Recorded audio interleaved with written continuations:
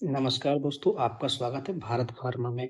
हमने previous lecture में पूरे यूनिट नंबर फर्स्ट फार्मास्यूटिक्स की पूरी कंप्लीट कर ली है। आज हमें नया टॉपिक मतलब एचएपी पढ़नी है।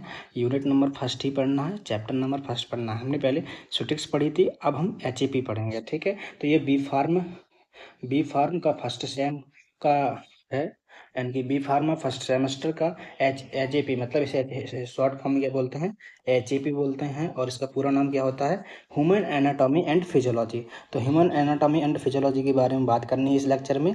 तो ये बिल्कुल इंट्रो रहेगा, मतलब इंट्रोडक्शन ऑफ ह्यूमन बॉडी, मतलब जो भी ह्यूमन बॉडी है उसका बिल्कुल इंट्रोडक्शन रहने वाला है। मज़ा बहुत आने वाला है, तो जुड़े रहिए हमारे साथ। ठीक है, तो हम देख ले रहे पहले हमें पढ़ना क्या क्या है। ठीक है, तो हमें पढ़ना क्या है, कंटेंट। ठीक है, तो कंटेंट देख ले रहे हैं। तो हमें आज डेफिनेशन पढ़नी है। काय की डेफिनेशन पढ़नी है, definition and scope of anatomy and physiology. यानी कि हमें डेफिनेशन देख लेनी है सबसे पहले कि एनाटॉमी की डेफिनेशन क्या है और फिजियोलॉजी की डेफिनेशन क्या है। तो फिजियोलॉजी किसे बोलते हैं, एनाटॉमी किसे बोलते हैं। कोई मास्टर पूछ लेता है आपसे कि भैया बताओ एनाटॉमी क्या है, आप स्टूडेंट तो बी फार्म के हो गए, तो आपको ये थोड़ी सी बेसिक बेसिक चीज़ें आनी चाहिए मेरे हिसाब से। ठीक है, तो दूसरा हमें क्या पढ़ना है फिर, लेवल ऑफ स्ट्रक्चर ऑर्गेनाइजेशन। ठीक है, कोई भी ऑर्गन है उसके स्ट्रक्चर के बारे में हम स्टडी करेंगे अबाउट। ठीक है, फिर बेसिक लाइफ प्रोसेस, यानी कि जो हमारी ह्यूमन बॉडी है उसकी बेसिक प्रोसेस के बारे में बात करेंगे कि अगर वो उसे बेसिक लाइफ प्रोसेस के में क्या क्या इन्वॉल्व होता है उसके बारे में बात करेंगे। फिर हम क्या करेंगे, होमोस्टेटिस के बारे में बात करेंगे। होमोस्टेटिस किसे बोलते हैं, इसे में क्या होता है, क्या सब पढ़ेंगे। ठीक है, फिर हमें पढ़ना है बेसिक एनाटॉमिकल टर्मिनोलॉजी, यानी कि जो हमारे सर या हम लोग यूज करने वाले हैं टर्मिनोलॉजी, उसके बारे में हमें स्टडी करनी है। तो कंटेंट हमारे क्या क्या है, definition of scope and definition and scope of anatomy and physiology, यानी कि हमें एनाटॉमी और फिजियोलॉजी की डेफिनेशन पढ़नी है। Level and organization of organization से पढ़ना है। फिर हमें बेसिक लाइफ प्रोसेस पढ़नी है और होमोस्टेसिस पढ़ना है, बेसिक एनाटॉमिकल टर्मिनोलॉजी पढ़नी है। ठीक है, तो स्टार्ट करते हैं। ठीक है, डेफिनेशन, तो डेफिनेशन से स्टार्ट कर देते हैं। The systematic study of human body is performed under two part. ठीक है, जब भी किसी कि हमें स्टडी करनी है एचएपी की, तो हमें दो टर्म, हमें दो चीज़ें याद करनी पड़ेंगी, एनाटॉमी एंड फिजियोलॉजी। ठीक है, कोई भी बॉडी की हमें अगर स्टडी करनी है तो हमें एनाटॉमी और फिजियोलॉजी वेरी इंपॉर्टेंट। कभी कोई क्वेश्चन करेगा, अगर सेल से भी क्वेश्चन करता है तो उसका स्ट्रक्चर बनाना है, फंक्शन बनाने हैं, फंक्शन बताने हैं, स्ट्रक्चर बताना है। ठीक है, तो सारे के फंक्शन, सारे का स्ट्रक्चर, तो मतलब कि अगर एचएपी पूछे तो स्ट्रक्चर तो बनाना है, फंक्शन बनाना ना भूलें। अगर फंक्शन नहीं बनाते हैं तो वो नंबर काटने की आशा बनाता है। ठीक है, अब हमें पढ़ना है एनाटॉमी, यानी कि एनाटॉमी भैया होती क्या है, ये सब देख लें। ठीक है, तो एनाटॉमी देख ले रहे हैं। इट इज डिफाइंड, इसे कैसे डिफाइन किया है, it is defined as the branch of medical science. ये क्या है, एक मेडिकल साइंस की ब्रांच है। ठीक है, ये क्या है, मेडिकल साइंस की ब्रांच है। It is defined as the branch of medical science which involve, इसमें क्या इन्वॉल्व है, which involve of study different structure of the human body and their relationship between with each other. ठीक है, अब इसमें क्या है, एक स्टडी है, साइंस, ब्रांच ऑफ साइंस है। पहली बात तो एनाटॉमी क्या है, एक ब्रांच ऑफ मेडिकल साइंस है, जिसमें हम स्टडी करनी है काहे कि हमें ह्यूमन बॉडी की स्टडी करनी है और उसके बीच में जो संबंध है, उसमें क्या हो रहा है उसके बारे में हम इसमें स्टडी करने वाले हैं। काहे में, एनाटॉमी में। एनाटॉमी में ओनली स्ट्रक्चर की स्टडी की जाती है, ये ध्यान रखना कि एनाटॉमी ओनली स्ट्रक्चर की स्टडी करते हैं। फिजियोलॉजी क्या बोलती है हमारी, physiology it is defined as the study of the functioning, यानी कि कोई भी स्ट्रक्चर है उसकी फंक्शनिंग को हमें अगर स्टडी करनी है तो क्या बोलेंगे, हम उसे फिजियोलॉजी बोलेंगे। क्या बोलेंगे, फिजियोलॉजी। तो दोनों टर्म अलग अलग हैं, फिजियोलॉजी अलग होती है और एनाटॉमी अलग होती है। एनाटॉमी मतलब स्ट्रक्चर की स्टडी करना और फिजियोलॉजी मतलब किसी भी स्ट्रक्चर का फंक्शन बताना कि उसमें क्या काम है उसका। ठीक है, तो हमने अभी देखा एनाटॉमी एंड फिजियोलॉजी। अब हम दूसरा चीज देख रहे हैं, अब ये ह्यूमन बॉडी है। ठीक है, तो ह्यूमन बॉडी, ठीक है, ये ह्यूमन बॉडी है। तो ह्यूमन बॉडी में दो दो दो प्रकार के ऑर्गन होते हैं। ठीक है, नंबर फर्स्ट इंटरनल ऑर्गन, मतलब जो अंदर तरफ से, इंटरनल जो अंदर साइड होते हैं, और एक एक्सटर्नल, और दूसरे क्या होते हैं, एक्सटर्नल, मतलब जो बाहर तरफ से दिखते हैं। ठीक है, तो इनको हम दो प्रकार से बोले हैं, internal organ and external organ. Okay, ठीक है। अब हमें इंटरनल ऑर्गन देख लेने हैं। तो लगभग हमारे मैम या हमारे सर जो भी पढ़ाएंगे आपको एचएपी, तो वो बताएंगे 11 प्रकार के ऑर्गन होते हैं, और रिसेप्शन में मतलब कि एक अपवाद में 12वां बता देंगे। ठीक है, वो एक्सोक्राइन होता है। ठीक है, तो उसके बारे में भी हम सब लोग देखने वाले हैं, सब चीज़ें देखने वाले हैं। तो पहले देख रहे हैं इंटरनल में आते कौन कौन से ऑर्गन है। हमें ओनली अभी ऑर्गन के बारे में बात करनी है, बाकी कुछ बात नहीं करनी है। ठीक है, तो ब्रेन हमारा अंदर है, मतलब कि शरीर के बॉडी के पार्ट के अंदर है। ठीक है, तो ये इंटरनल है ब्रेन।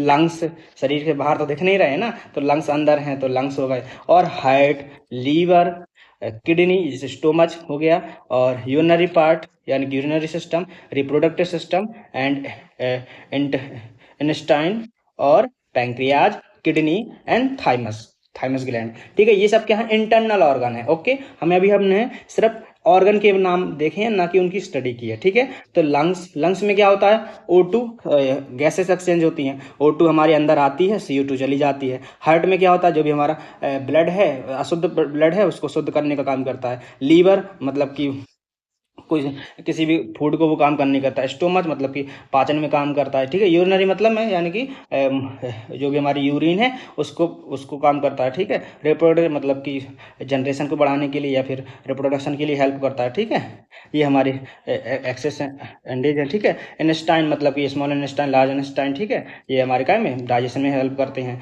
पैंक्रियाज है, पैंक्रियाज। और किडनी क्या करती है, जो भी हमारी यूरिन है उसको शुद्ध करने का यानी कि प्योर करने का काम करती है। Thymus gland. ठीक है, तो हमने अभी ऑर्गन देखे हैं। ठीक है, ब्रेन तो हमारा कंट्रोल सेंटर माना जाता है। ठीक है, तो अब हमने ये उनके इंटरनल ऑर्गन देख लिए और उनके नाम देख लिए। अब हमें क्या देखना है, स्कोप, यानी कि एनाटॉमी की स्कोप क्या है। हमें एनाटॉमी को पढ़ते क्यों हैं, फिजियोलॉजी को पढ़ते क्यों हैं, तो इसके स्कोप देखने हैं। हमें क्या देखने हैं भैया, स्कोप देखने हैं। ठीक है, anatomy help to study about structure, यानी कि जो एनाटॉमी है वो हेल्प करती है स्टडी का, कि स्ट्रक्चर की स्टडी को हेल्प करती है। ठीक है, एंड ऑर्गेनाइजेशन, कोई भी बॉडी का ऑर्गन है उसके स्ट्रक्चर की स्टडी किस में करते हैं, हम एनाटॉमी में करते हैं, ऑफ द अवर बॉडी। ठीक है, जैसे cell organ. Physiology help to understand how these structure function, यानी कि कोई भी ऑर्गन है उस ऑर्गन का स्ट्रक्चर कैसे फंक्शन करता है, हम किस में पढ़ेंगे, फिजियोलॉजी में पढ़ने वाले हैं। And maintain life process like breathing, हम यानी कि सांस कैसे लेते हैं, ये सब कौन बताएगा, हमें फिजियोलॉजी बताने वाली है, उसका फंक्शन ही बताएगा। ठीक है, तो हम किसी स्ट्रक्चर देख लेंगे फिर उसके फंक्शन देखेंगे। ठीक है, तो physiology and anatomy is a different term. Okay, digestion, reproduction, etc। ठीक है, तो physiologist help to understand how these structure function and maintain life process like breathing, digestion and reproduction, etc। Okay, अब हमें third वाला देखना है,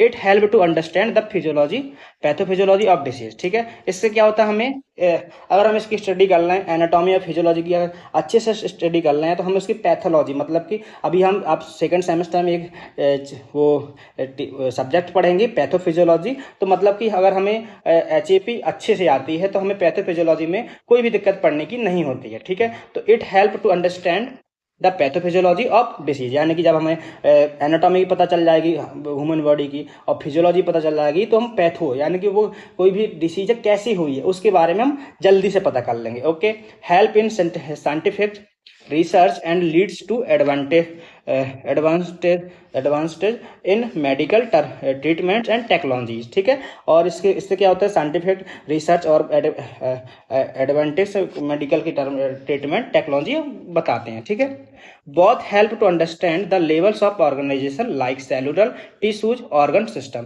ठीक है, अब हमें इनकी हेल्प से हम क्या पढ़ेंगे, लेवल ऑफ ऑर्गेनाइजेशन, जैसे सेल का लेवल ऑफ ऑर्गेनाइजेशन पढ़ेंगे, टिश्यू का पढ़ेंगे, ऑर्गन का पढ़ेंगे, ऑर्गन सिस्टम का पढ़ेंगे। ठीक है, अब ये हम सब सेल से क्या बना होता है हमारा ऑर्गन, सेल से हमारा टिश्यू, टिश्यू से ऑर्गन, ऑर्गन से बॉडी बनी होती है। तो हमें मतलब धीरे धीरे सब कर पढ़ना है। ठीक है, ओके।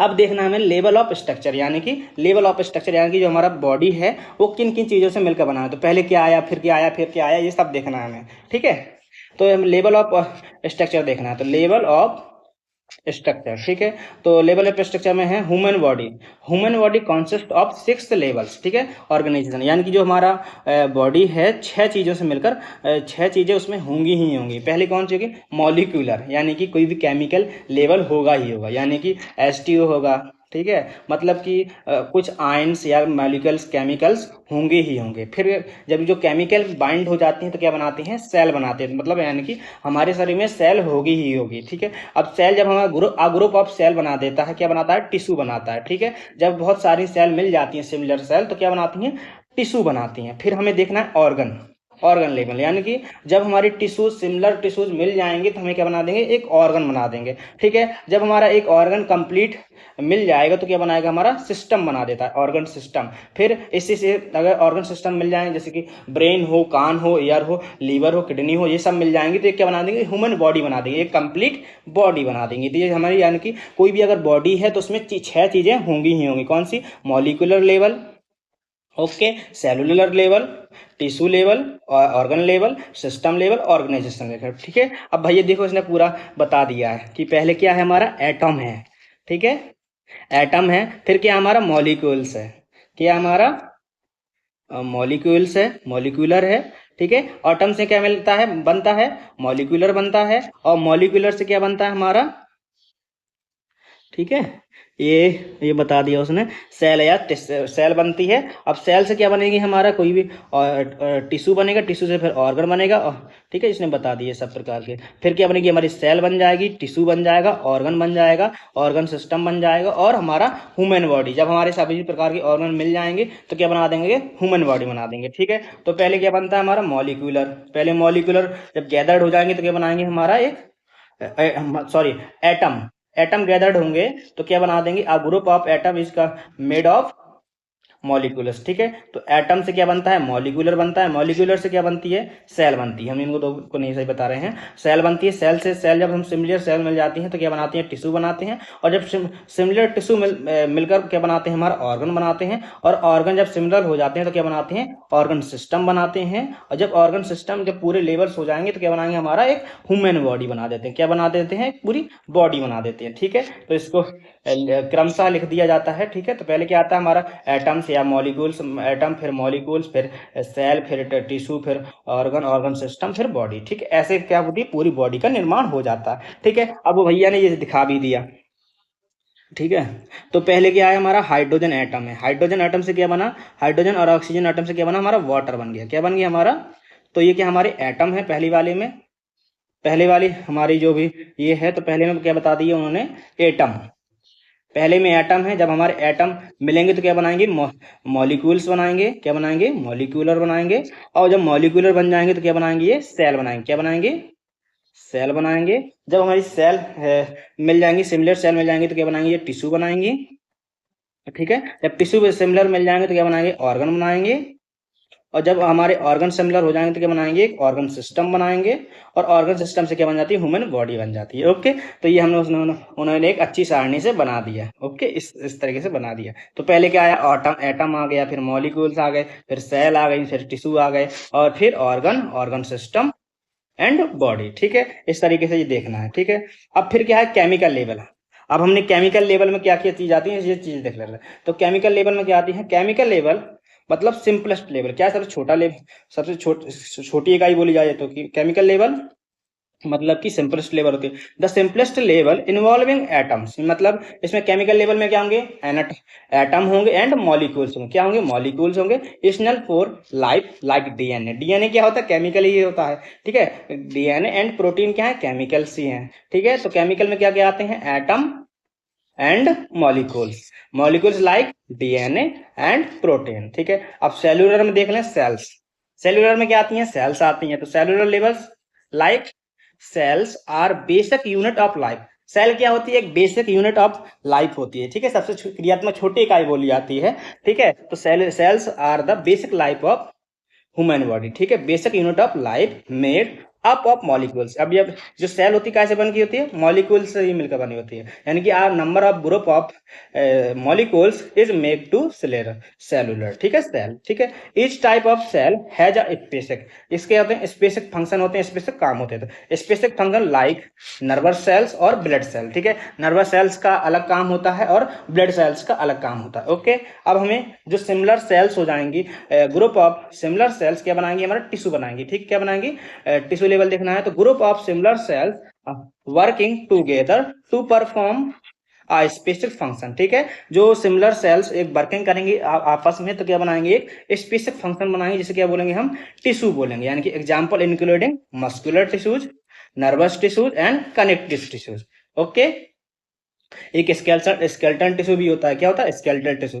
सबके बारे में हमें प्रीवियस बाद में हम देखेंगे। ओके, फिर हमें क्या देखना है, फिर भैया कह रहा है ऑर्गन लेवल, ठीक है। तो टिश्यू, जब हमें सिमिलर टिश्यू मिल जाएंगे तो क्या बनाएंगे, एक ऑर्गन बनाएंगे। क्या बनाएंगे, ऑर्गन। तो ऑर्गन देख लेते हैं क्या होता है organ level. Organ are made up of different types. क्या होते हैं, जो ऑर्गन होते हैं डिफरेंट टाइप के होते हैं, ठीक है। Different types of tissues working together, यानी कि डिफरेंट टाइप के जो टिश्यूज होंगे वर्क करेंगे एक साथ, तो क्या बनाएंगे, हमारा एक ऑर्गन बनाएंगे जिसे परफॉर्म कॉम्प्लेक्स फंक्शन, जिसके होंगे काम अलग अलग होंगे। एग्जाम्पल आर हार्ट, जैसे हार्ट का काम अलग होता है, लंग्स का काम अलग होता है, किडनी का काम अलग होता है। हार्ट का काम क्या होता है, ब्लड को प्यूरिफाई करना। लंग्स का क्या होता है, गैसेस को प्यूरिफाई करना। किडनी का काम क्या होता है, हमारी जो यूरिन है उसको वाटर से उसको प्यूरिफाई करना, ठीक है। तो सबके काम क्या करेंगे, अलग अलग होंगे, ठीक है। ऑर्गन सिस्टम लेवल क्या बोलता है, तो हम इसके देख रहे हैं ऑर्गन सिस्टम, यानी कि organ system consist of different organ, ठीक है। ये क्या होता है, डिफरेंट ऑर्गन से मिलकर बना होता है, दैट्स वर्क टुगेदर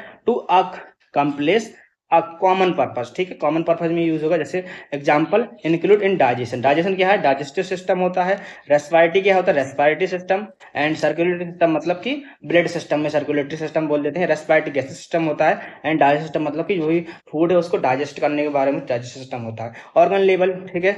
फिर ऑर्गन लेवल दे दिया उन्होंने, ऑर्गेनिज्म है, ठीक है। मतलब कि अगर हमारे organ system group of organ system से मिलकर के बनाता है, ऑर्गेनिज्म बनाता है। ओके भैया, ठीक है। The highest level where all the organ system work together to form a complete functioning individual like a human beings, ठीक है। जब हमारी कंप्लीट, जब एक ऑर्गन सिस्टम हमारा कंप्लीट हो जाएगा तो एक ऑर्गेनिज्म बनाएगा लाइक अ ह्यूमन बॉडी, जिसमें क्या होगा, सब चीजें होंगी, मतलब कि इंडिविजुअल तरीके से सब काम वो कर पाएगा सब, मतलब कि वो रेस्पिरेटरी भी कर लेगा, रिप्रोडक्टिव भी कर लेगा, और सर्कुलेटरी डाइजेस्टिव मतलब हर वर्क कर लेगा, तो वो क्या होगा, ह्यूमन बन जाएगा, ठीक है। अब बेसिक लाइफ प्रोसेस, यानी कि बेसिक लाइफ प्रोसेस में क्या है ये देख ले रहे हैं, ठीक है। तो हमारा टॉपिक क्या है, basic life process. The initial activities that living organism. हम अब क्वेश्चन अराइज होता है, सात ही से सात छः सात से पूछने लगते हैं, भैया ऑर्गेनिज्म क्या है, लिविंग ऑर्गेनिज्म किसे बोलेंगे आप, तो वही हमें देखना है आज लाइफ प्रोसेस में, वही देखना है, ठीक है।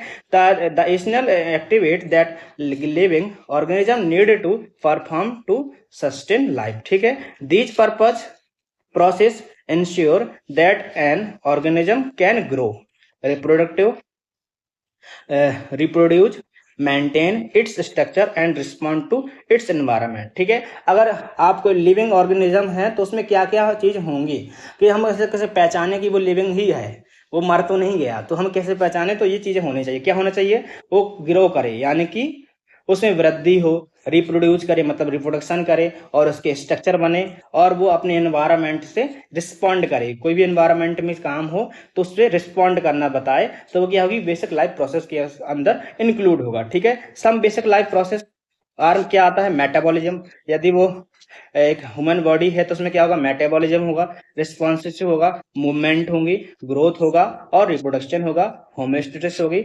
डिफरेंशिएशन होगा, रेस्पिरेशन होगा, डाइजेशन होगा, एक्सक्रेशन होगी। यानी कि ये 6-7 चीजें उसमें होंगी ही होंगी, अगर वो क्या है, एक जीवंत यानी कि लिविंग ऑर्गेनिज्म है तो उसमें ये 6-7 चीजें होंगी। क्या होगा, मेटाबॉलिज्म, यानी कोई भी खाना होगा तो डाइजेशन करेगा, रिस्पांस देगा किसी भी चीज में, मूवमेंट करेगा, यानी कि यहाँ चलेगा फिरेगा, और ग्रोथ करेगा, रिप्रोडक्शन होगी, और होमोस्टेसिस यानी कि बाहरी एनवायरनमेंट से कोई भी चीज होगी उसको इफेक्ट करेगा, ठीक है। डिफरेंसेस होगी, रेस्पिरेशन करेगा, या मतलब गैस को लेगा, गैस को देगा, ठीक है, और डाइजेशन भी करेगा, और एक्सक्रेशन किसी भी चीज को बाहर भी निकालेगा, मल के थ्रू है, यूरिन के थ्रू, ठीक है। अब देख लेंगे लाइफ प्रोसेस में क्या क्या चीजें इंक्लूड है, तो पहले देख लें रिप्रोडक्शन, ठीक है। तो मतलब अगर कोई भी लिविंग ऑर्गेनिज्म है तो उसमें क्या होगा, रिप्रोडक्शन। रिप्रोडक्शन समझे तो मतलब कि अपनी जैसे एक नई सेल को प्रोड्यूस करना क्या कहलाता है, रिप्रोडक्शन, यानी कि अपने जैसे आदमी को बनाना रिप्रोडक्शन को कहलाएगा। मूवमेंट मतलब कि जैसे कोई चीज को चलना, या यहाँ से घूमना फिरना क्या होता है, मूवमेंट होता है, ठीक है। अब ट्रांसपोर्टेशन मतलब कि किसी भी चीज़ को यहाँ से ब्लड ट्रांसपोर्ट करता है ना यहाँ से वहाँ, तो ट्रांसपोर्टेशन हो जाएगा। ओके। फिर रेस्पायरेशन यानी गैस का आदान प्रदान होना, एक्सचेंजेस ऑफ गैसेस, ठीक है। न्यूट्रिशन मतलब कि किसी फूड को लेना, न्यूट्रिशन उससे उससे क्या एनर्जी प्रोवाइड करा देना। ग्रोथ, ठीक है, ग्रोथ बताना यानी कि किसी भी चीज़ बोना, अभी 5 साल का है तो इतना छोटा है फिर उतना बड़ा, फिर यानी कि ग्रोथ बताना। मतलब ग्रोथ क्या होती है, एक लिमिटेशन होती है कि कुछ साल तक, 21 साल 22 साल तक ही बढ़ेगी, फिर नहीं बढ़ती है ना। तो ग्रोथ क्या होती है, लिमिटेशन में ही होनी चाहिए। ऐसे नहीं कि बढ़ता रहे पेड़ के जैसे, तो क्या होगी, लिमिटेशन होनी चाहिए। एक्सक्रेशन मतलब कुछ चीज़ अंदर लेगा तो उसको बाहर भी निकालेगा, वरना फट नहीं जाएगा पेट उसका। कंट्रोल एंड ब्रेन भी होना चाहिए, ठीक है। अब हमें मेटाबॉलिज्म देखना है।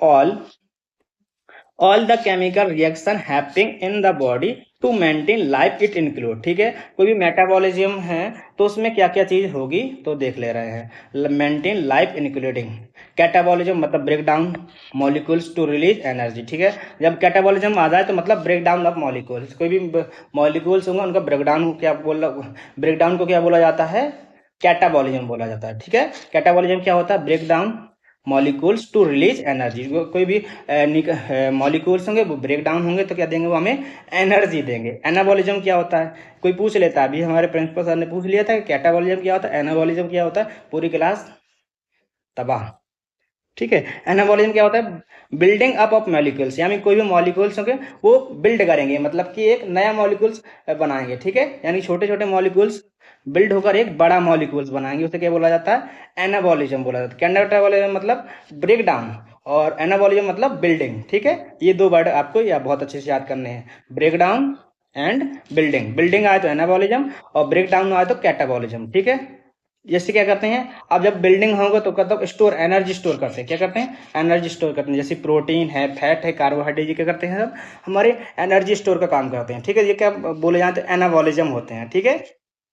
और एटीपी हमारी क्या होती है, कैटाबॉलिज्म होती है, क्योंकि हमें जो एनर्जी देती है, ठीक है। अब हमें देखना है रिस्पॉन्सिव, ठीक है। रिस्पॉन्सिव के बारे में देखना है, the ability to detect and respond to change in the environment, ठीक है। कोई भी अगर एनवायरमेंट चेंजेस हो रहा है तो उसके अगेंस्ट हमें कोई रिस्पांस देना। जैसे कि फीवर भी चल रहा है इस सीजन में, कि एनवायरमेंट चेंज हो रहा है तो लोग देख रहे हैं, तो किसी को बुखार है, किसी को खांसी है, किसी को जुकाम आ रही है, तो मतलब एनवायरमेंटल के जो भी रिस्पॉन्ड करेगा उसके उसके थ्रू हमें क्या करना, रिस्पॉन्स देना, क्या कहलाएगा हमारा, वो किस में आएगा, लाइफ प्रोसेस में आएगा, ठीक है, रिस्पॉन्स देना। For example moving your hand away from a hot surface, यानी कि किसी भी हॉट सरफेस है उसमें हाथ रखोगे तो अपने आप से हट जाता है ना, तो मतलब कि इन्वायरमेंटल के थ्रू क्या करना, रिस्पॉन्स देना, क्या कहलाएगा हमारा, रिस्पॉन्सिव कहलाएगा, ठीक है। Movement include movement of the whole body, ठीक है। सभी सभी चीजें चलती फिरती है ना, तो include movement of whole body, सभी पूरी बॉडी चलती है। Individual organ cells and even tiny structure inside cells, okay. फिर हमें देखना है ग्रोथ। ग्रोथ क्या होती है, growth, growth increase in size. Growth में क्या होता है, जो भी हमारा साइज होगा वो बढ़ जाएगा, ठीक है। तो ग्रोथ में क्या होता है, हमारा साइज हमारा बढ़ जाता है, ठीक है। और नंबर ऑफ सेल्स भी बढ़ जाती हैं, यानी कि नंबर ऑफ सेल्स भी बढ़ जाएंगी। ग्रोथ से यही होता है, नंबर ऑफ सेल्स बढ़ जाएंगी, है ना। जब हमारी नंबर ऑफ सेल्स बढ़े या नंबर ऑफ सेल्स बढ़ेंगी या साइज बढ़ेगा तो क्या बोले जाएगा, उसको ग्रोथ बोला जाएगा, ठीक है। Growth can also refer to development of body. जब हमारा नंबर ऑफ सेल्स बढ़ जाएंगी, नंबर ऑफ साइज बढ़ जाएगा तो या साइज इंक्रीज हो जाएगा तो क्या हो जाएगा, हमारा जो बॉडी होगी वो डेवलपमेंट हो जाएगी, या और उसके स्ट्रक्चर में भी क्या हो जाएगा, परिवर्तन हो जाएगा। जो भी स्ट्रक्चर होगा उसमें भी परिवर्तन आ जाएगा, development of body, okay. Reproduction, तो रिप्रोडक्शन देख लेना हमें अभी। तो reproduction the purpose of producing new sales, यानी कि जो हमारा रिप्रोडक्शन का पर्पज क्या होता है, प्रोसेस क्या होता है, क्या मतलब निकलता है, क्यों करते हैं हम, तो यानी कि नई सेल्स बनाने के लिए हम क्या करते हैं, रिप्रोडक्शन करते हैं। रिप्रोडक्शन भी दो प्रकार से होता है, एक एक होता है मियोसिस, एक मियोसिस, एक माइटोसिस, ठीक है। दो प्रकार के रिप्रोडक्शन होते हैं, ओके। उनको भी डिटेल स्टडी करेंगे, सेल्स में करेंगे, ओके, ठीक है। Growth, repair and reproduction of new individual. कोई भी सेल्स है तो उसमें रिपेयर होगी, तब मतलब रिप्रोडक्शन होगा, तो जो भी सेल्स होंगी पुरानी उनकी रिपेयर हो जाएगी और ग्रोथ भी हो जाएगी, ठीक है। डिफरेंशिएशन, डिफरेंशिएशन को पढ़ लेना है, the process by which unspecialised cells become specialised in structure and function, ठीक है।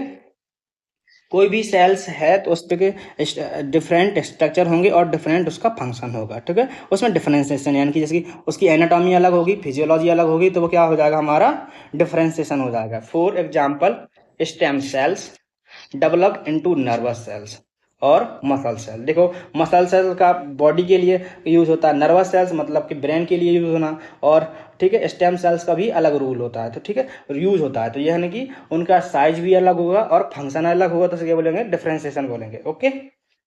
होमेस्टेसिस, अब हमें क्या पर देखना है, होमेस्टेसिस। तो होमेस्टेसिस क्या बोल रहे हैं, maintaining A stable internal environment डिस्पाइज्ड change in the external environment. Okay, जो भी बाहर का एनवायरनमेंट है उसके थ्रू अपने आप को बदल लेना, ठीक है, यानी कि उसके उसमें ढाल लेना होमेस्टेसिस कहलाता है, ठीक है। एक्सटर्नल एनवायरनमेंट, अगर बाहर का टेम्परेचर 42 डिग्री सेल्सियस है, ठीक है, हमारी बॉडी का डिग्री सेल्सियस कितना है, 37 डिग्री, तो यानी कि हमारा जो बाहर का टेम्परेचर है उसके उतना ही, यानी कि हमारे शरीर को में कोई चेंजेस ना आए, तो वो होमेस्टेसिस है, ठीक है। Maintaining a stable internal environment despised despised change in the external environment, for example regulating body temperature and blood pressure, ठीक है। अब क्या होता है, जैसे कि हमारे बाहर का एनवायरनमेंट 42 डिग्री सेल्सियस है, हमारे 37 डिग्री सेल्सियस, तो हमें इन पे कोई इफेक्ट ना पड़े, यानी कि उस पर कोई चेंजेस ना आए, तो वो होमेस्टेसिस है, ठीक है। एक्सक्रेशन, एक्सक्रेशन क्या बोलता है, तो excretion removing waste products from the body, यानी कि कोई भी बॉडी है उसमें जो वेस्ट पार्टिकल्स या प्रोडक्ट्स है उसको बाहर निकालना ही एक्सक्रेशन कहलाता है, ठीक है। एक्सक्रेट आउट मतलब बाहर निकाल देना, ठीक है, एक्सक्रेट आउट को ही एक्सक्रेशन बोला जाता है। For example, the kidney filter waste from the blood to from urine, यानी कि ब्लड में अगर कोई भी अनवांटेड पार्टिकल्स या वेस्ट पार्टिकल्स होंगे तो वो यूरिन के थ्रू बाहर निकल जाएंगे, ठीक है। डाइजेशन क्या होता है, digestion the process of break down of food into smaller components that can be absorb by the body, ठीक है। कोई भी बॉडी है वो कोई फूड लेगी, उसका ब्रेक डाउन करेगी और कंपोनेंट देगी और वो ऑब्जर्व कर लेगी, तो क्या कहलाएगी, डाइजेशन कहलाएगी, ठीक है। अब हमें देखना है होमोस्टेसिस, तो होमोस्टेसिस के बारे में पूरा देख लेना है। होमोस्टेसिस क्या बोलता है, homeostasis is the process by which the body maintain a stable environment, यानी कि जो भी हमारी बॉडी है उसको मेंटेन करना, बॉडी को मेंटेन करना ही होमोस्टेसिस है। तो homeostasis is the process bye the body maintain stable internal environment deposit change in the external environment, यानी कि बाहरी एनवायरनमेंट से इंटरनल एनवायरनमेंट को स्टेबल करना होमोस्टेसिस। देखो, इस वर्ड से देख लें हम लोग, अब ज़्यादा तो हमें समझ में नहीं आ रहा, घूम फिर के समझ में आ रहा होगा, तो देख लें। होमो, ठीक है, होमियो और स्टेसिस, ये दो वर्ड हैं। तो होमियो मतलब सेम, स्टेसिस मतलब कि एनवायरनमेंट, ठीक है, यानी कि बाहरी एनवायरनमेंट या अंदर एनवायरनमेंट को स्टेबल करना क्या कहलाएगा, होमोस्टेसिस कहलाएगा। ओके। कंपोनेंट, अब इसके कंपोनेंट कौन कौन से हैं वो देख लें। कंपोनेंट्स, रिसेप्टर क्या होते हैं, रिसेप्टर मतलब कि receptor detects changes in the environment, यानी कि जो भी एनवायरनमेंट में चेंजेस हो रहे हैं उस पर डिटेक्ट करना, ठीक है। Example, temperature sensor in the skin, यदि बाहर का एनवायरनमेंट ज़्यादा है, मतलब बाहर के एनवायरनमेंट का टेम्परेचर ज़्यादा है, तो हमारी स्किन क्या होगी, उस पर सेंसियर करेगी, सेंसियर स्किन होती है तो वो करेगी, उसका स्किन हमारी गर्म हो जाएगी, ठीक है। कंट्रोल सेंटर, ठीक है, process the information and send to instruction, यानी कि जो भी अगर हमारी स्किन वो गर्म हो जाएगी तो हमारे ये सब इंफॉर्मेशन कहाँ जाएगी, ब्रेन के पास जाएगी, कहाँ जाएगी, कंट्रोल सेंटर, ब्रेन के पास जाएगी, तो process the information and sends out instruction, example brain के पास जाएगी। इफेक्टर क्या करेगा, इफेक्ट करेगा, कोई भी चीज को इफेक्ट करेगा, तो यानी कि carry out the instruction to restore and balance, ठीक है, and sweat gland and muscles, ठीक है। अब ब्रेन के पास सिग्नल पहुंच गया तो अब क्या करेगा, इफेक्टर काम करेगा। इफेक्टर क्या करेगा, जो भी स्वीट ग्लैंड है वो वर्क करने लगेंगी और पसीना आने लगेगा, तो हमारी बॉडी फिर बिल्कुल नॉर्मल हो जाएगी, ठीक है। तो यानी कि हमारा ऐसे देख लें, तो रिसेप्टर में क्या होता है, हमारी स्किन हॉट हो जाती है, यानी कि गर्म हो जाती है। स्किन गर्म हो जाएगी, तो जब स्किन गर्म हो जाएगी तो ये सिग्नल देगी ब्रेन को, कहाँ देगी, ब्रेन को सिग्नल देगी, फिर ब्रेन इसमें वर्क करेगा, ब्रेन वर्क करेगा और सिग्नल ब्रेन फिर पुनः सिग्नल देगा स्वीट ग्लैंड को। तो स्वीट ग्लैंड क्या करेगी, हमारा स्वीट मतलब कि पसीना हमको पसीना निकालेगी शरीर से, तो क्या होगी, हमारी बॉडी फिर नॉर्मल हो जाएगी। ठीक है, तो ये सब है, ये देख लेना है। ओके, फिर हमें तो क्या कहता है, लो इसने बना दिया पूरा मैकेनिज्म। ठीक है, मैकेनिज्म ऑफ मोटेट्रस। ठीक है, पहले पहले उसने क्या किया, रिसेप्टर। ठीक है, तो रिसेप्टर में देख रहे हैं, रिसेप्टर सॉरी रिसेप्टर, रिसेप्टर मतलब कि यहाँ बॉडी, यहाँ बॉडी स्किन देख ले रहे हैं, जैसे कि स्किन है तो स्किन में फीवर है तो स्किन क्या हो गई, हॉट हो गई। अब ये हमारा स्किन मतलब कि स्किन के थ्रू ये हमारा सिग्नल जाएगा कहाँ, ब्रेन कंट्रोल सेंटर, ब्रेन में जाएगा। ठीक है, ब्रेन क्या करेगा, इफेक्ट करेगा, तो ये क्या देगा, ब्रेन सिग्नल देगा कहाँ पे, हमारी स्वीट ग्लैंड, स्वीट ग्लैंड को क्या कर देगा, ये हमारा सिग्नल देगा, तो स्वीट ग्लैंड क्या करेगी, एक्सक्रिएट आउट करेगी स्वीट को, तो जिससे क्या होगा, हमारी बॉडी क्या हो जाएगी, नॉर्मल हो जाएगी। ठीक है, नॉर्मल हो जाएगी, और जो भी फीवर होगा, फीवर हमारा कम हो जाएगा। ठीक है, यहाँ पे फीवर था तो हमारी स्किन क्या थी, हॉट हो गई थी या गर्म हो गई थी। ठीक है, फीवर जहाँ यहाँ था तो फीवर यहाँ कम ज़्यादा था, यहाँ से फिर कंट्रोल सेंटर ब्रेन गए तो ब्रेन से स्वीट ग्लैंड ने अपना स्वीट एक्सक्रेट आउट किया, तो क्या बना, फीवर हमारा कम हो गया। ओके, ये मैकेनिज्म है। तो रिसेप्टर क्या करते हैं, रिसीव द इंफॉर्मेशन को भी, किसी भी चीज़ की वो है इंफॉर्मेशन को रिसीव करेंगे, जैसे कि स्किन के थ्रू भी इन्फॉर्मेशन आए तो इसको रिसीव करेंगे और वो फिर कंट्रोल सेंटर को, ब्रेन को भेजेंगे, ब्रेन से ब्रेन इफेक्ट करेगा, तो इफेक्टर में स्वीट ग्लैंड वगैरह होती हैं तो वो इफेक्ट करेंगी और स्वीट अपना प्रोड्यूस करेंगे, जिससे क्या होगा, वो हमारा टेम्परेचर नॉर्मल हो जाएगा। मैकेनिज्म अब हमें देखना मैकेनिज्म स्टिमुलस की। ठीक है, ये changes happen in the around of the body, example temperature arise. ठीक है, जब भी हमारा यानी टेम्परेचर अराइज हो जाएगा तो क्या होगा, रिसेप्टर यानी डिटेक्शन, रिसेप्टर डिटेक्शन बोल जाता है, special sensor in the body detects the changes. ठीक है, example temperature sensor in the skin. Okay, control centre क्या करेंगे, processing the brain for or another control center gets the information and decide what do, example the hypothalamus. इसमें क्या करेगा, control centre में क्या काम करता है, हाइपोथैलेमस काम करता है। ब्रेन के अंदर ही हाइपोथैलेमस होता है, इसलिए ब्रेन मेन इंपॉर्टेंट होता है। फिर हाइपोथैलेमस क्या करता है, जो भी टेम्परेचर होता है इसको स्टिमुलेट करता है, यानी कि बिल्कुल नॉर्मल करने का काम करता है। ठीक है, रिसेप्टर मतलब रिसीव द इंफॉर्मेशन, कोई भी मतलब सेंसर से स्कैन करके टेम्परेचर बढ़ा देगी। ठीक है, फिर कंट्रोल सेंटर क्या करेगा, हाइपोथैलेमस से वो वर्क करेगा। ठीक है, टेम्परेचर पे। ठीक है, अब इफेक्टर, इफेक्टर क्या करता है, इफेक्टर मतलब रिस्पांस, कोई भी रिस्पांस देना इफेक्टर का काम होता है। तो parts of body like glands और muscles take action to fix the changes. ठीक है, मैंने बताया था ना, मसल्स ग्लैंड ये काम करेंगे। ठीक है, स्वीट ग्लैंड प्रोड्यूस स्वीट, मैंने बताया था स्वीट प्रोड्यूस करने लगेंगे। ठीक है, और कूल डाउन हो जाएगा, जिससे हमारा जो भी टेम्परेचर होगा वो नॉर्मल हो जाएगा। फीडबैक, अब फीडबैक भी सिस्टम दो प्रकार के होते हैं, एक नेगेटिव फीडबैक सिस्टम, एक positive feedback system.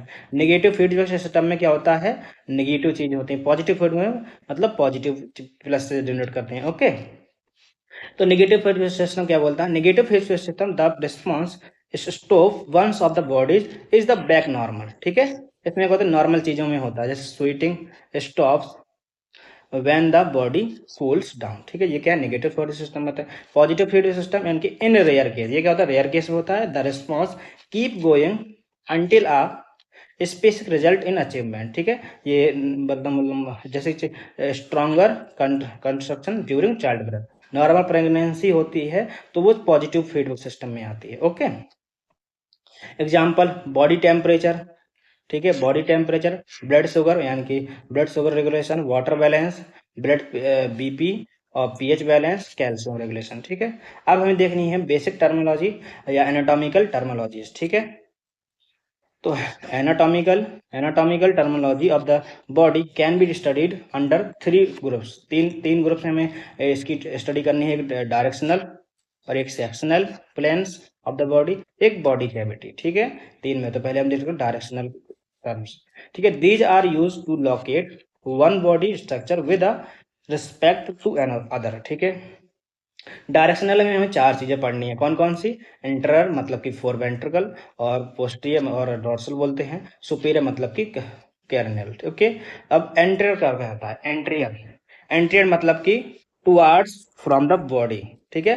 Front part होता है वो एंटीरियर कहलाता है। जैसे बॉडी है, बॉडी का मतलब सामने वाला हिस्सा क्या बोला जाएगा, उसको एंटीरियर बोला जाएगा। पोस्टीरियर मतलब towards of the back side, यानी कि कोई भी बॉडी है उसका बैक मास सिरा यानी कि बाहरी जो बैक पिछला सिरा होता है, पिछली जो पूरा पिछला होता है उसके बोलते हैं पोस्टीरियर, मतलब कि पीछे वाली साइड को क्या बोलते हैं, पोस्टीरियर बोलते हैं। सुपीरियर मतलब टुवार्ड्स ऑफ द टॉप, यानी कि ऊपर की चीज को क्या बोलते हैं, सुपीरियर बोलते हैं। जैसे कि हमारा ये गर्दन है, तो गर्दन के ऊपर क्या है हमारा, ब्रेन है, तो ब्रेन क्या हमारा सुपीरियर हो गया, ठीक है। तो सुपीरियर का मतलब ऊपर की ओर, और इन्फीरियर मतलब नीचे की ओर, पोस्टीरियर मतलब पीछे की ओर, इंटीरियर मतलब आगे की ओर, फ्रंट की ओर, ठीक है। अब हमें देखना इन्फीरियर। इन्फीरियर मतलब कडल बोलते हैं, towards of the bottom of the body, मतलब कि जो भी बॉडी के नीचे वाली चीजें क्या बोले जाएंगी, इन्फीरियर बोले जाएंगे। जैसे कि हमारा नी, घुटना है, तो घुटने से नीचे क्या होती है हमारी, फीट, फीट होते हैं, ठीक है। तो इसको देख ले रहे हैं। जैसे कि हमारी बॉडी है, तो बॉडी के सबसे इन्फीरियर में क्या है हमारा, लेग्स हैं, तो ये क्या हो जाएंगे, इंफीरियर हो जाएंगी। ओके। मेडिबल, मेडिबल मतलब मिडिल पार्ट, मिडिल पार्ट को क्या बोलते हैं, मिड लाइन, या उसे मिडिल पार्ट को क्या बोलते हैं, मिडिबल बोलते हैं, ठीक है। मिडिल लाइन को क्या बोलते हैं, मिडल बोलते हैं। The nose is the middle of the years, यानी कि जो हमारे ईयर हैं उसके बीच में क्या है, हमारी नोज है, तो नोज क्या होगी, मिडिबल हो गई। लेटरल, अब लेटरल दिखने, lateral further from the middle line of the body, यानी कि जो भी बॉडी की मिडिल लाइन के फर्दर होती हैं उसे क्या बोला जाता है, लेटरल बोला जाता है। Example, arm are the lateral to the chest, यानी कि जो भी हमारी आर्म है वो चेस्ट के बिल्कुल लेटरल लग रहे हैं। ओके। प्रॉक्सिमल, प्रॉक्सिमल मतलब closer to the point of attachment of organ, यानी कि कोई भी ऑर्गन है उसके पॉइंट ऑफ अटैच्ड होंगी, यानी कि जुड़ी होंगी। जैसे कि कलाई, कलाई से ब्रेस्ट मतलब कलाई होती है, तो एल्बो से जुड़ी होती है, ठीक है। तो मतलब प्रॉक्सिमल हो जाएंगे, ठीक है। तो elbow is proximal to breast, ठीक है। कलाई से क्या जुड़ी है, एल्बो जुड़ी है, ठीक है। तो प्रॉक्सिमल क्या मतलब कि अटैच, जो भी अटैच पॉइंट होगा उसे क्या बोलेंगे, पॉइंट ऑफ अटैचमेंट क्या होता है, प्रॉक्सिमल होता है, ठीक है। यानी जैसे जोड़े रहने वाले को पार्ट को क्या बोलेंगे, प्रॉक्सिमल बोलेंगे, इतना समझ लो आप। Digital, digital from of the point of the attachment और organ, example the fingers are digital to the elbow. Okay. अब हमें देखना है, ये बॉडी पार्ट दे दिया, ठीक है। सुपीरियर मतलब ऊपर का हिस्सा, प्रोक्सिमल मतलब कि जो अटैचमेंट कर रहा है तो इसे वो बोल देंगे, ठीक है। लिटर मिडबल मतलब कि बीच वाला हिस्सा, लेटरल मतलब कि इससे बीच वाले के सामने वाला हिस्सा जो लेटरल बोल जाएगा, ठीक है। प्रॉक्सिमल मतलब कि ये जोड़े है, जोड़े हैं ना, ये लेग को यहाँ जोड़े हैं, ठीक है। तो प्रॉक्सिमल हो जाएगा। अब ये निचले वाला चीज, ठीक है। अब डिजिटल क्या होता है, प्रॉक्सिमल से जो नीचे जो अटैच होता है वो डिजिटल बोला जाता है, डिटेल डिजिटल बोला जाता है, ठीक है। इन्फीरियर, ऊपर ऊपर की चीज को इन्फीरियर सुपीरियर बोला जाता है, नीचे की चीज को इन्फीरियर बोला जाता है। ओके। अब इन्होंने बता दिया, सुपीरियर ये है हमारा, इन्फीरियर ये है, ये हमारा कैप्लेक्स है, कैडुअल है, ये इंटीरियर मतलब सामने का चीज, और पोस्टर मतलब पीछे की चीज। Okay. Planes of body, plane of body के ऊपर थ्रू देख ले रहे हैं। Planes of body, human body is classified in various planes, ठीक है। सिगटल प्लेन्स, सिगटल यानी कि this plane divide in the body into left and the right parts, यानी कि जो हमारी प्लेन है, प्लेन के थ्रू सिगटल प्लेन में क्या आती है, राइट बॉडी और लेफ्ट बॉडी आती है, ठीक है। अब मिड मिड सेक्टल, जैसे बोला था median plane divides the body exactly in the middle line, middle into equal left and right blocks, ठीक है। Parasagittal plan यानी divides the body into the left and the right parts but not necessarily into the equal half. Okay. Frontal मतलब front की चीजें हो जाए, cornal बोल जाते हैं। This plan divide into the body into front, anterior and the back of the part, ठीक है। Back part and the back part, ठीक है, पोस्टीरियर बोला जाता है, बैक पार्ट को पोस्टीरियर बोले जाते हैं। ट्रांसफर हॉरिजेंटल होती है, तो plane, this plane individual the body into upper superior and lower inferior, ठीक है। ये देख लो, अब आपको हॉरिजेंटल और उसमें समझ में नहीं आ रहा होगा, ठीक है। तो ये क्या होती है, ट्रांसफर, मतलब ये ऐसी ऐसी काट दें तो इसे ट्रांस बोलते हैं, और ऐसे काटे फ्रंटल काटे तो इसे फ्रंटल प्लेन बोलते हैं, मतलब कि ऐसे आधा काट देना, फ्रंटल होता है। और जैसे मतलब बीच से काट देना, जैसे शंकर जी पार्वती की नहीं फोटो होती है, तो वो क्या होती है, सिगटल होती है। मतलब कि ऐसे बीच से काट देना, वो क्या हो जाएगी, सिगटल। और मतलब कि ऐसे कोई खड़ा हो जाए और फिर आप ऐसे काटें तो ये क्या हो जाएगी, सिगटल हो जाए।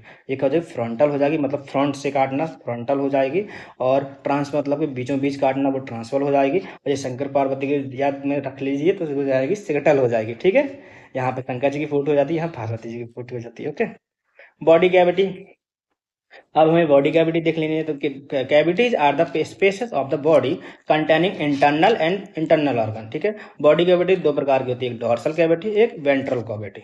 ठीक है, डॉर्सल कैविटी में क्या आता है, cavity is the back of the body, यानी कि जो भी बैक बैक चीजें होती हैं वो डॉर्सल कैविटी में आती हैं, और फ्रंट चीजें कहाँ में आती है, वेंट्रल कैविटी में आती हैं। ओके।